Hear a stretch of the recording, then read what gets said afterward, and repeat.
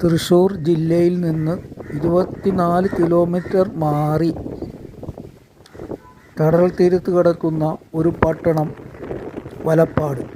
വലപ്പാട് ബീച്ചിലേക്ക് വലപ്പാട് പട്ടണത്തിൽ നിന്ന് 3 കിലോമീറ്റർ മാത്രം. വലപ്പാട് ബീച്ച് അതിസുന്ദരമായ ബീച്ചാണ്.